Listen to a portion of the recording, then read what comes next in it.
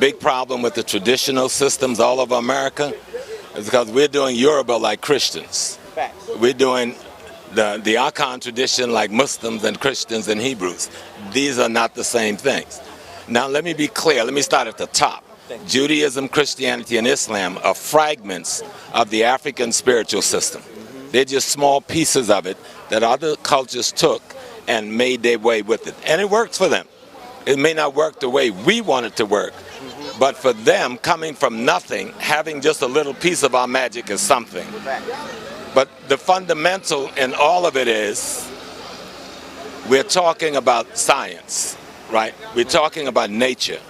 The earth is alive. The earth breathes. Believe it or not, the air that we are living in, it breathes. It has billions of life form all around my hand, having babies, having relations. We can't even see them.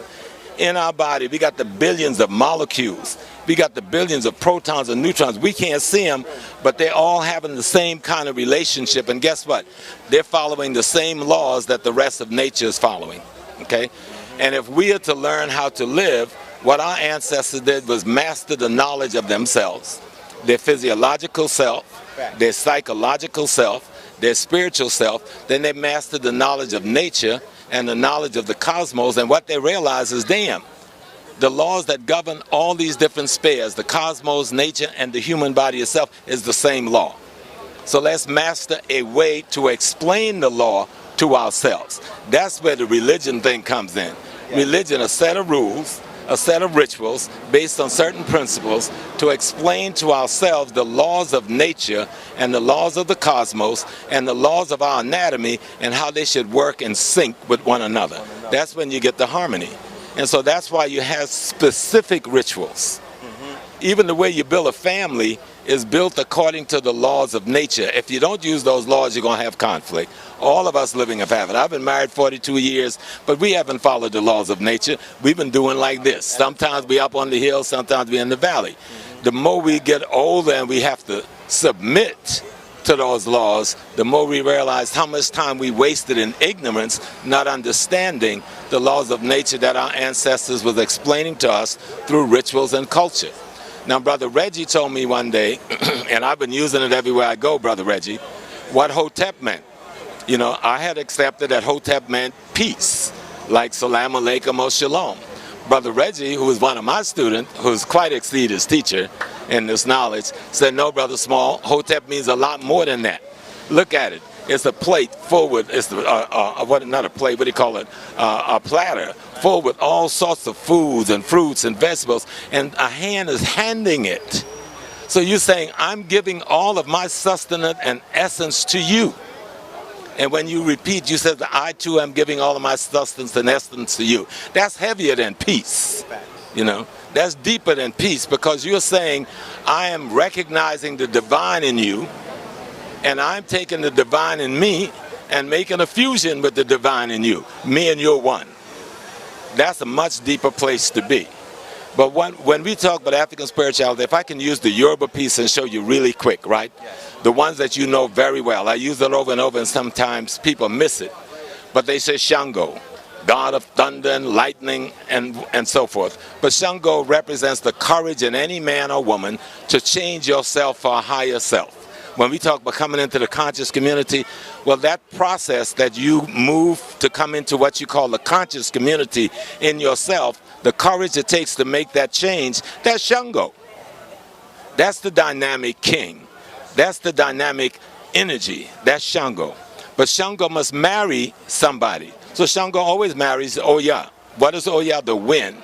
Change in process. She blows away the old and the stale and let the new and the fresh comes into being. Now, Oya is not a person. It's a symbol of something happening within your own mind, right? And then Oya will marry Ogun. Everybody say Ogun is the god of iron, the god of war. But there's nobody called Ogun. There's no man jumping around the forest with a sword and shit, okay? Ogun is a concept that represents transformation that comes as a result of the change, that comes as a result of the courage to change yourself. You understand? And so when we look at all of our tradition, the thing that we call God comes from the mind of the black man. God is the greatest possibility the black man could imagine. And he didn't just imagine it, he realized it from studying the cosmos, studying nature, studying himself, that there is something that's greater than anything that he could possibly imagine.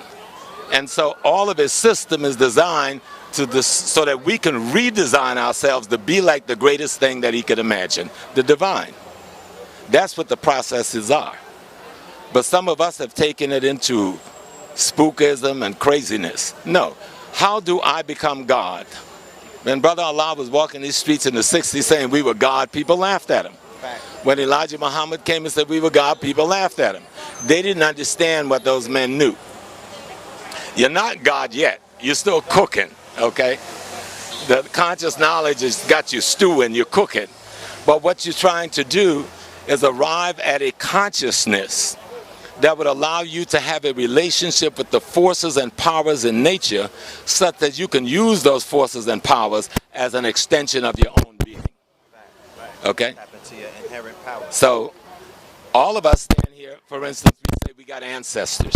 And if you ask anyone, how you doing, my brother, about ancestors, they'll tell you, you know, my ancestor so-and-so, he died so-and-so. No, you are your ancestors. You are the only living force that has ever lived. Okay?